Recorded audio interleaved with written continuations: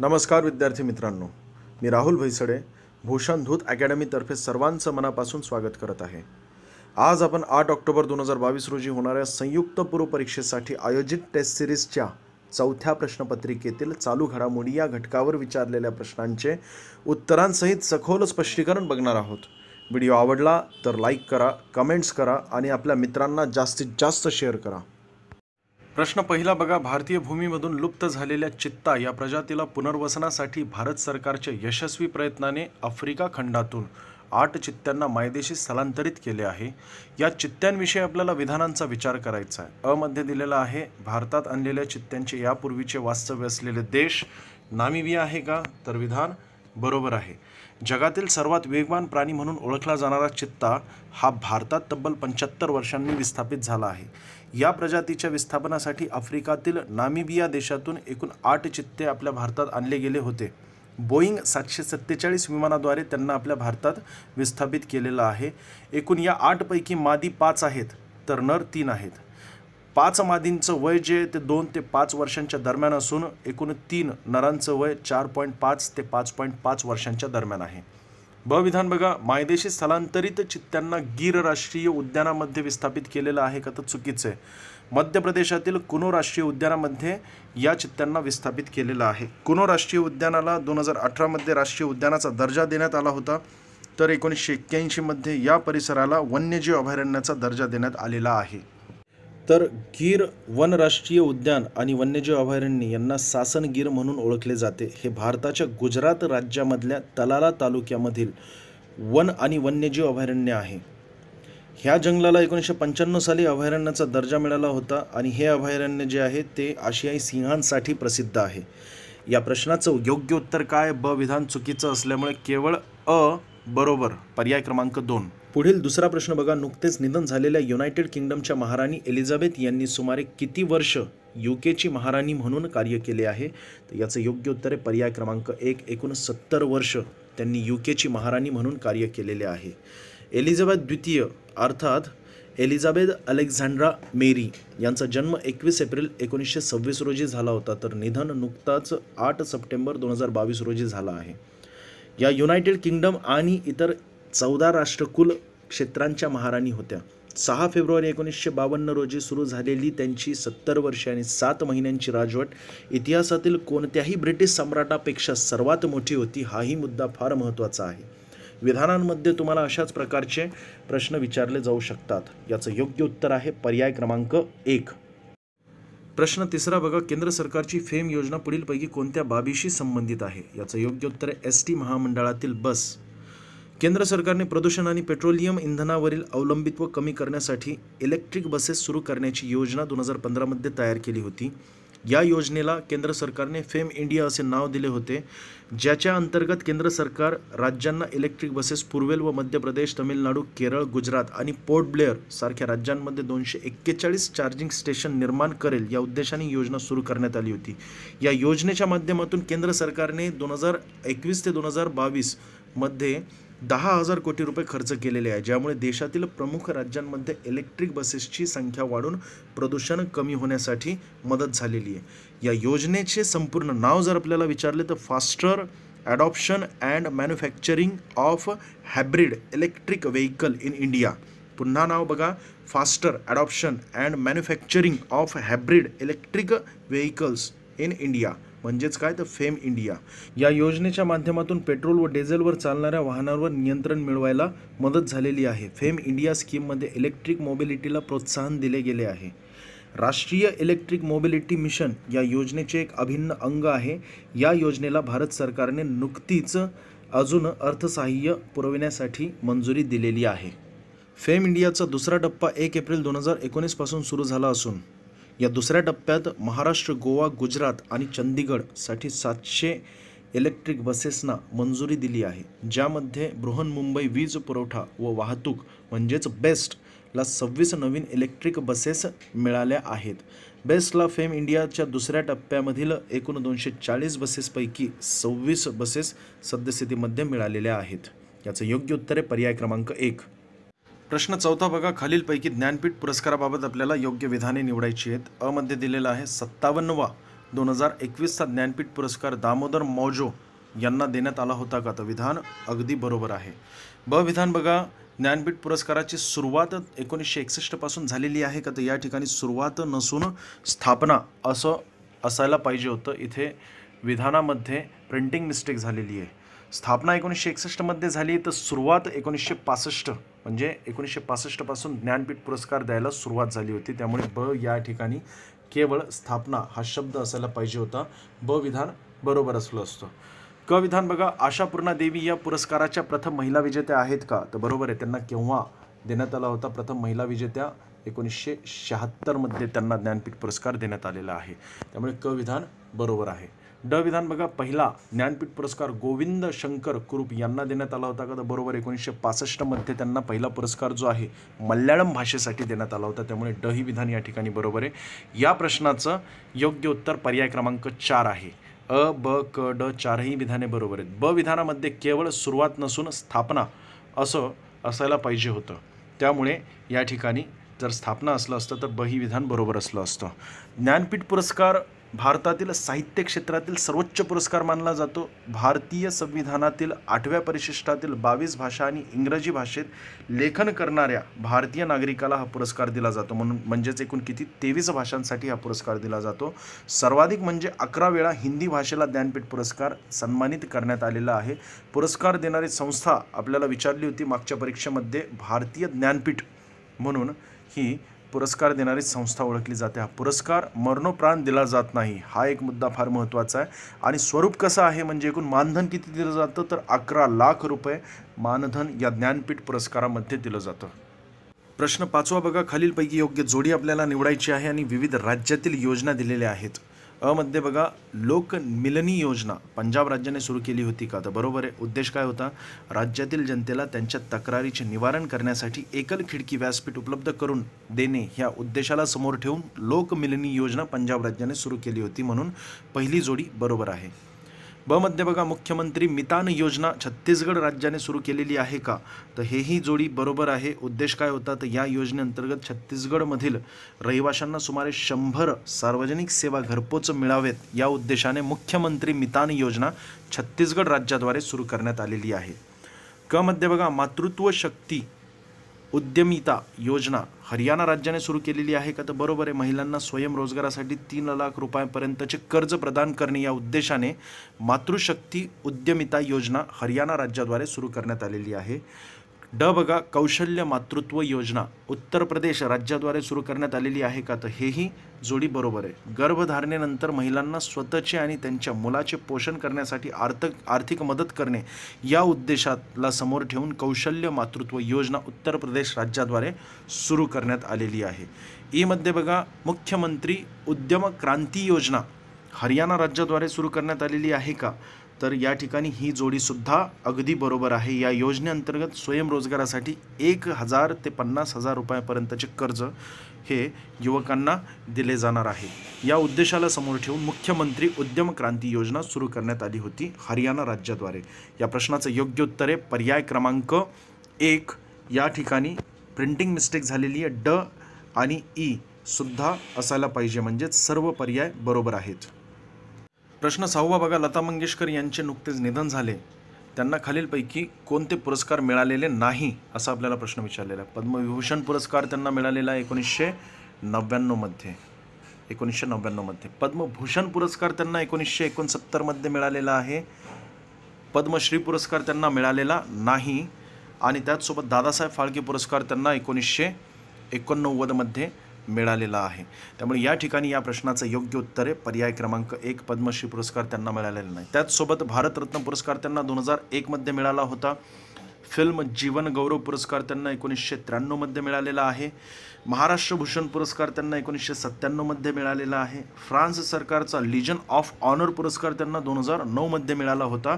मध्य प्रदेश सन्मान पुरस्कार सुद्धा त्यांना मिळालेला आहे 1984 मध्ये. या प्रश्नाचं योग्य उत्तर आहे पर्याय क्रमांक 1. त्यांना पद्मश्री पुरस्कार मिळालेला नाही. डायरेक्टली त्यांना पद्मभूषण पुरस्कार मिळाला होता आणि त्यानंतर मग पद्मविभूषण पुरस्कार मिळालेला आहे. सर्वोच्च पुरस्कार भारतरत्न पुरस्कार असतो. त्यानंतर पद्म पुरस्कारांमध्ये एकूण 3 पुरस्कार असतात, पद्मविभूषण आणि पद्मभूषण, आणि मग नंतर शेवटचा जो आहे म्हणजे 4थ्या क्रमांकाचा एकूण भारतातील श्रेणीमधील पुरस्कारांपैकी पद्मश्री पुरस्कार हा त्यांना मिळाला नव्हता.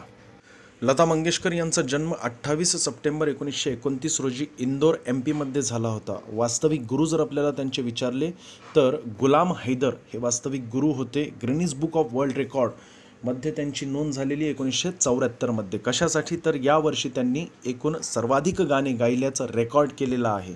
त्यांचं निधन वयाच्या 92व्या वर्षी झालं होतं 6 फेब्रुवारी 2022 रोजी ब्रीच कँडी हॉस्पिटल मुंबई या ठिकाणी. त्यांच्या आईचं नाव जर आपल्याला विचारलं तर शेवंती मंगेशकर, वडिलांचं नाव दीनानाथ मंगेशकर आहे. वेगवेगळ्या नावाने त्यांना ओळखलं जातं, जसं की भारताची कोकिळा, स्वर कोकिळा, नॅशनल व्हॉइस, मेलोडीची राणी. वयाच्या 13व्या वर्षापासून त्यांनी गायनाला सुरुवात केली होती. त्यांना एकूण 3 बहीण आणि 1 भाऊ आहे. आशा भोसले, उषा मंगेशकर, मीना मंगेशकर आणि भावाचं नाव आहे हृदयनाथ मंगेशकर. त्यांची वेगवेगळी जी पुस्तके आहेत त्यांच्यावर लिहिलेली, त्यामध्ये बघा in search of Lata Mangeshkar, Harish Bhiwani यांनी हे पुस्तक लिहिलेलं आहे. लता मंगेशकर ए बायोग्राफी हा ग्रंथ जो आहे राजू भारतन यांनी लिहिलेला आहे. Lata Mangeshkar in her own voice, Nasreen Munni Kabir यांनी हे पुस्तक लिहिलेलं आहे. Lata voice of the golden era, Mandar आणि व्ही बिच्चू यांनी हे पुस्तक लिहिलेलं आहे. लता मंगेशकर पुरस्काराची सुरुवात 1984 मध्ये MP द्वारा करण्यात आली होती. MP म्हणजे मध्य प्रदेशाद्वारे करण्यात आली होती. 2020-21चे मानकरी उषा मंगेशकर आहेत. राज्यसभेच्या त्या खासदारही होत्या. 22 नोव्हेंबर 1999 ते 21 नोव्हेंबर 2005 या कार्यकाळामध्ये त्या राज्यसभेच्या खासदार म्हणजेच मेंबर ऑफ पार्लमेंटसुद्धा आहेत. त्यांचं खरं नाव हेमा आहे, पण त्यांच्या वडिलांनी लिहिलेल्या एका नाटकात त्यांनी लतिका नावाच्या एका लहान मुलीची भूमिका साकारली होती. या गाजलेल्या भूमिकेमुळे त्यांना लता या नावाने ओळखले जाऊ लागले. त्यांनी 1962च्या भारत-चीन युद्धादरम्यान ए मेरे वतन के लोगो हे गाणं गायलं होतं आणि असं म्हटलं जातं की तत्कालीन पंतप्रधान पंडित जवाहरलाल नेहरू यांना हे गाणं ऐकल्यानंतर अश्रू अनावर झाले होते. पुढील 7वा प्रश्न बघा. 2021-22 मध्ये खालीलपैकी कोणत्या देशातून सर्वाधिक थेट परकीय गुंतवणूक आली आहे? FDI म्हणजेच फॉरेन डायरेक्ट इन्व्हेस्टमेंट. भारतात 2021-22 या आर्थिक वर्षात विक्रमी अर्थात एकूण 83.57 अब्ज डॉलर्सची थेट परकीय गुंतवणूक झालेली आहे आणि आजपर्यंतच्या इतिहासातील सर्वात अधिक परकीय थेट गुंतवणूक असल्यामुळे फार महत्त्वाचं आहे. आधीच्या 2020-21 या आर्थिक वर्षात 81.97 अब्ज डॉलर्सची परकीय थेट गुंतवणूक झाली होती. त्याहीपेक्षा जास्त म्हणजे यावर्षी 2021-22 मध्ये 83.57 अब्ज डॉलर्स एवढ्या मोठ्या प्रमाणात परकीय थेट गुंतवणूक झालेली आहे. या ठिकाणी आपल्याला काय विचारले, कोणत्या देशातून सर्वाधिक थेट परकीय गुंतवणूक 2021-22 मध्ये झाली होती? तर याचं योग्य उत्तर आहे सिंगापूर. आपल्याला उतरता क्रमही विचारला जाऊ शकतो. सिंगापूरमधून एकूण किती? तर 27% परकीय थेट गुंतवणूक झालेली 2021-22 मध्ये. त्यानंतर अमेरिकेचा क्रम लागतो एकूण 18% आणि मग नंतर मॉरिशस एकूण किती? तर 16%. आपल्याला भारतात थेट परकीय गुंतवणूक आकर्षित केलेले राज्य यांचा उतरता क्रमही आपल्याला विचारला जाऊ शकतो. 21-22 मध्ये कर्नाटकने सर्वाधिक जे आहे परकीय थेट गुंतवणूक आकर्षित केलेली आहे एकूण किती? तर 38%. महाराष्ट्राचा दुसरा क्रमांक लागतो एकूण 26%. सर्वाधिक आकर्षित केलेल्या मध्ये दुसरा क्रमांक महाराष्ट्राचा आहे आणि दिल्लीचा एकूण 14%. उतरता क्रम पुन्हा सांगतो, कर्नाटक, महाराष्ट्र आणि दिल्ली. जर आपल्याला विचारलं सर्वाधिक थेट परकीय गुंतवणूक केलेले देश यांचा उतरता क्रम जर विचारला तर सिंगापूर, अमेरिका आणि मग नंतर मॉरिशस. याचं योग्य उत्तर आहे पर्याय क्रमांक 1. प्रश्न 8वा बघा. उत्तर प्रदेश विधानसभा निवडणुका 2022 बाबत आपल्याला अचूक विधाने ओळखायची आहेत. अचूक म्हणजेच काय? बरोबर असलेली विधाने आपल्याला बघायची होती. मध्ये बघा एकूण 5 टप्प्यांत या निवडणुका झालेल्या आहेत का?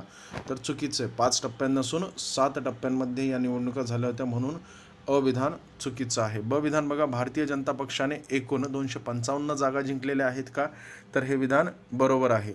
यापूर्वी 2017 मध्ये जी निवडणूक झाली होती त्यावेळेस त्यांनी 312 जागा जिंकल्या होत्या, म्हणून ब विधान बरोबर आहे. योगी आदित्यनाथ यांनी उत्तर प्रदेशचे मुख्यमंत्री म्हणून दुसऱ्यांदा सलग शपथ घेतलेली आहे का? तर हे सुद्धा बरोबर आहे. 2017 मध्ये सुद्धा ते उत्तर प्रदेशचे मुख्यमंत्री झाले होते आणि 2022 मध्ये सुद्धा त्यांनी शपथ घेतलेली. त्यांना शपथ कुणी दिलेली आहे? तर राज्यपाल आनंदीबाई पटेल यांनी दिलेली आहे. शपथेचा नमुना जर आपण बघितला तर परिशिष्ट 3 मध्ये सर्व महत्त्वाच्या घटनात्मक पदांसाठी शपथेचा नमुना दिलेला आहे, परंतु 3 पदं जर वगळली महत्त्वाची कुठली? तर राष्ट्रपती यांच्यासाठी कलम 60 आहे, उपराष्ट्रपती यांच्यासाठी कलम आहे 69 आणि राज्यपालांसाठी 159 नंबरचं जे कलम आहे हे त्यांच्या शपथेबाबत त्यामध्ये आपल्या राज्यघटनेमध्ये वेगळी कलमे दिलेली आहेत, वेगळी तरतूद केलेली आहे. ड विधान बघा, उत्तर प्रदेश विधानसभेच्या 403 जागा आहेत का, तर हे सुद्धा बरोबर आहे. लोकसंख्या जास्त असल्यामुळे सर्वाधिक जागा असलेलं राज्य कुठलं आहे, तर ते म्हणजे उत्तर प्रदेश आहे. सर्वात कमी विधानसभा सदस्य असलेलं राज्य कोणतं, तर ते आहे सिक्कीम. कमीत कमी किती असणं गरजेचं आहे, कमीत कमी 60 जागा विधानसभा असणं गरजेचं आहे आणि जास्तीत जास्त 500 यांच्या दरम्यान विधानसभा जागा असणं गरजेचं आहे. विधानसभेसाठी कलम जर आपल्याला विचारलं तर कलम आहे 170. या कलमानुसार विधानसभा सदस्य संख्या ठरवली जाते. यूपीची 403, आत्ताच आपण बघितलं. WB म्हणजेच वेस्ट बेंगॉलची 294 जागांची विधानसभा आहे. महाराष्ट्राची 288 आहे. बिहारची 243 आहे. केंद्रशासित प्रदेशांना सुद्धा विधानसभा दिलेली आहे. त्यामध्ये दिल्ली 70 जागांची विधानसभा आहे. पॉंडिचेरीमध्ये एकूण 30 जागांची. आत्ता नवनियुक्त जे नवनिर्मित जम्मू काश्मीर आहे त्याला एकूण 107 जागांची विधानसभा आहे. महत्त्वाचं म्हणजे बघा, एकूण आपण आत्ताच बघितलं 500 जास्तीत जास्त सदस्य असणं गरजेचं आहे विधानसभेचे आणि कमीत कमी 60 सदस्य संख्या असणं गरजेचं आहे. परंतु 3 राज्य अपवाद आहेत. त्यामध्ये सिक्कीम आहे, गोवा आणि मिझोराम. यांना प्रत्येकी जर आपण बघितलं तर अनुक्रमे 32 सिक्कीमला, गोव्याला 40 जागांची विधानसभा आहे, तर मिझोरामला जे आहे 40 जागांची विधानसभा आहे. या उत्तर प्रदेशमध्ये फेब्रुवारी ते मार्च 2022 या कालावधीमध्ये विधानसभेच्या निवडणुका 7 टप्प्यांमध्ये पार पडल्या होत्या. ही 18वी उत्तर प्रदेश विधानसभा निवडणूक होती. सर्वाधिक जागा जिंकलेला पक्ष ठरलेला आहे BJP. 255 जागा ह्या एकूण या BJPने जिंकलेल्या आहेत. पूर्वी 2017मध्ये 312 जागा जिंकल्या होत्या. दुसरा महत्त्वाचा पक्ष ठरलेला आहे समाजवादी पक्ष. 111 जागा त्यांनी या 2022च्या निवडणुकीमध्ये जिंकलेल्या आहेत. यापूर्वी त्यांनी 47 जागा जिंकल्या होत्या. याचा अर्थ काय, समाजवादी पक्षाला जागा वाढवून मिळलेल्या आहेत, जिंकलेल्या आहेत. 25 मार्च 2022 रोजी सलग दुसऱ्यांदा उत्तर प्रदेशचे मुख्यमंत्री म्हणून योगी आदित्यनाथ यांनी शपथ घेतलेली आहे. त्यांच्यासह केशव प्रसाद मौर्य आणि ब्रिजेश पाठक यांनी उपमुख्यमंत्री म्हणून शपथ घेतलेली. त्यांना शपथ कुणी दिली, तर राज्यपाल मुख्यमंत्र्यांना शपथ देतात. आनंदीबाई पटेल यांनी आदित्यनाथ यांना पद आणि गोपनीयतेची शपथ दिलेली आहे. परिशिष्ट 3 मध्ये याबाबत तरतूद केलेली आहे. पर्याय क्रमांक 2 हे या प्रश्नाचं उत्तर आहे. केवळ अविधान चुकीचे, बाकी सर्व विधान अचूक आहेत. पुढचा 9वा प्रश्न बघा, हिवाळी ऑलिम्पिक स्पर्धा 2022 मध्ये कोणत्या देशाने सर्वाधिक सुवर्णपदक पटकावले आहे. याचं योग्य उत्तर आहे नॉर्वे. एकूण किती, तर 16 सुवर्णपदके पटकावलेली आहे. दुसऱ्या क्रमांकाचं जर्मनी, तिसऱ्या क्रमा चीन आहे. एकूण पदकांमध्ये जरी बघितलं तरी सुद्धा नॉर्वे फर्स्ट क्रमांकावर एकूण 37 पदके नॉर्वेने पटकावलेली आहे आणि जर्मनीने एकूण 27, तर चायनाने एकूण 15 पदके पटकावलेली आहे. असाच पर्यायामध्ये जसं दिलेलं 1, 2, 3 आणि 4 असाच त्यांचा उतरता क्रम आहे पदकांनुसार. 24वी ही हिवाळी ऑलिम्पिक स्पर्धा होती. महत्त्वाचं म्हणजे उन्हाळी तसेच हिवाळी ऑलिम्पिक स्पर्धा आयोजित करणारे बीजिंग हे पहिले शहर बनलेले आहे. स्थळ कुठे होतं, तर बीजिंग चायनामध्ये होतं. कालावधी 4 ते 20 फेब्रुवारी 2022 या कालावधीमध्ये म्हणजे 17 दिवसांमध्ये ही हिवाळी ऑलिम्पिक स्पर्धा 2022ची बीजिंग चायना या ठिकाणी पार पडलेली आहे. उद्घाटन स्थळ बीजिंग नॅशनल स्टेडियम या ठिकाणी होतं. महत्त्वाचं म्हणजे शुभंकर बिंग ड्वेन एक प्रकारचा पांडा आहे आणि एकूण सहभागी देश होते 91. भारताने या हिवाळी ऑलिम्पिक स्पर्धेमध्ये एकही पदक मिळवलेले नाही. हा सुद्धा महत्त्वाचा मुद्दा या ठिकाणी आपल्याला लक्षात ठेवणं गरजेचं आहे. या ऑलिम्पिकचं घोषवाक्य यावर जर आपल्याला प्रश्न विचारला तर सामायिक भविष्यासाठी एकत्र येणे. या प्रश्नाचं योग्य उत्तर आहे पर्याय क्रमांक 1. पुढील 10वा प्रश्न बघा, ओझोन दिवस कोणत्या तारखेला साजरा केला जातो. हा जागतिक ओझोन दिवस आहे. 16 सप्टेंबरला साजरा केला जातो. यावर यापूर्वी एकदा प्रश्न विचारून झालेला आहे आणि त्याचसोबत वेगवेगळ्या सरळ सेवा भरती आणि गट क च्या परीक्षांमध्ये वारंवार यावर प्रश्न विचारला जातो. म्हणून महत्त्वाचा मुद्दा होता. 16 सप्टेंबर ओझोन दिवस म्हणून साजरा केला जातो. प्रश्न क्रमांक 11 बघा, मानवी तस्करीला आळा घालण्यासाठी भारतीय रेल्वे संरक्षण दलाच्या देशव्यापी ऑपरेशनचे नाव काय आहे. याचं योग्य उत्तर आहे पर्याय क्रमांक 2 ऑपरेशन आहत. मानवी तस्करी रोखण्यासाठी भारतीय रेल्वे संरक्षण दलाने देशव्यापी मोहीम ही सुरू केलेली आहे. ऑपरेशन आहतचा एक भाग म्हणून सर्व लांब पल्ल्याच्या मार्गांवर विशेष टीम तैनात केल्या जातील आणि तस्करांच्या तावडीतून पीडितांना विशेषतः महिला आणि मुलांना सोडवण्यावर लक्ष केंद्रित केले जाणार आहे. प्रश्न 12 बघा, लॉरियल जागतिक क्रीडा पुरस्कार 2021 अंतर्गत सर्वोत्कृष्ट महिला खेळाडू पुरस्कार कोणत्या खेळाडूला मिळालेला. याचं योग्य उत्तर आहे नाओमी ओसाका. यांना जो L'Oréal world sports woman of the year पुरस्कार मिळालेला आहे. L'Oréal world sportsman of the year पुरस्कार जर आपल्याला विचारला असता तर राफेल नदाल यांना मिळालेला आहे. लॉरियस वर्ल्ड टीम अवॉर्ड जो आहे तो बायर्न म्युनिक फुटबॉल संघ यांना मिळालेला आहे. लॉरियस वर्ल्ड स्पोर्ट्स जीवनगौरव पुरस्कार बिली जीन किंग यांना मिळालेला आहे. महत्त्वाचं म्हणजे कोविड-19 महामारीमुळे लॉरियस वर्ल्ड स्पोर्ट्स अवॉर्ड जो आहे 2021चा तो सर्व विजेत्यांना ऑनलाईनद्वारे घोषित करण्यात आलेला आहे. याचं योग्य उत्तर आहे पर्याय क्रमांक 4. प्रश्न 13 बघा. आंतरराष्ट्रीय क्रिकेट समितीच्या हॉल ऑफ फेममध्ये समावेश करण्यात आलेले विनू मंडल हे कितवे भारतीय खेळाडू आहेत? याचं योग्य उत्तर आहे पर्याय क्रमांक 3 ते 7वे आहेत. एकूण 7 जणांना जे आहे आंतरराष्ट्रीय क्रिकेट समितीच्या हॉल ऑफ फेममध्ये समावेश करण्यात आलेला आहे. पहिले म्हणजे बिशन सिंग बेदी, दुसरे सुनील गावस्कर, तिसरे कपिल देव, त्यानंतर अनिल कुंबळे, राहुल द्रविड, सचिन तेंडुलकर आणि आत्ताचे लेटेस्ट म्हणजे विनू मंडल. याचं योग्य उत्तर आहे पर्याय क्रमांक 3. एकूण 7 जणांना आंतरराष्ट्रीय क्रिकेट समितीच्या हॉल ऑफ फेममध्ये समावेश करण्यात आलेला आहे. प्रश्न 14. खालील विधाने आपल्याला विचारात घ्यायची आहेत आणि योग्य पर्याय निवडायचा आहे. अ मध्ये दिलेलं आहे शांततेसाठी नोबेल पुरस्काराचे वितरण ओस्लो स्वीडन येथे केले जाते का? बरोबर आहे. एकूण बक्षीस रक्कम किती आहे? 10 दशलक्ष स्वीडिश क्रोन. कोण देते? तर नॉर्वेजियन नोबेल समितीद्वारे हा पुरस्कार दिला जातो. प्रथम पुरस्कार दिला होता 10 डिसेंबर 1901 रोजी. 10 डिसेंबर हा जो आहे मानवी हक्क दिवस म्हणून साजरा केला जातो. अविधान बरोबर आहे. ब विधान बघा. इतर 5 नोबेल पुरस्कारांचे वितरण स्टॉकहोम नॉर्वे येथे केले जाते का? तर हे सुद्धा या ठिकाणी बरोबर आहे. वरील दोनही विधाने योग्य असल्यामुळे पर्याय क्रमांक 1 हे या प्रश्नाचं आपलं योग्य उत्तर आहे. संस्था कुठली आहे? तर Royal Swedish Academy of Sciences द्वारे भौतिकशास्त्र, रसायनशास्त्र आणि आर्थिक विज्ञानामध्ये जे आहे नोबेल पुरस्कार दिला जातो. यांना सुद्धा 10 दशलक्ष स्वीडिश क्रोन दिला जातो. शेवटचा 15वा प्रश्न बघा. National electronic toll collection NETC अंतर्गत वापरात असलेले फास्टॅगमध्ये एकूण किती श्रेणी आहेत? तर याचं योग्य उत्तर एकूण 7 श्रेणीमध्ये गाड्यांना विभाजित केलेले. पहिल्या श्रेणीमध्ये car, jeep, van, Tata S आणि तत्सम मिनी हलके व्यावसायिक वाहने आहेत. दुसऱ्या श्रेणीमध्ये एकूण 5 प्रकारची वाहने आहेत जी हलके व्यावसायिक वाहने असतात. त्यांना या दुसऱ्या श्रेणीमध्ये जे आहे समावेश करण्यात आलेला. तिसऱ्या श्रेणीमध्ये 3 एक्सल व्यावसायिक वाहनांचा समावेश करण्यात आलेला आणि एकूण 6 प्रकारच्या गाड्या आहेत. हे सर्व महत्त्वाचं नाही, फक्त काय महत्त्वाचं आहे एकूण श्रेण्या किती? तर 7 श्रेण्या आहेत.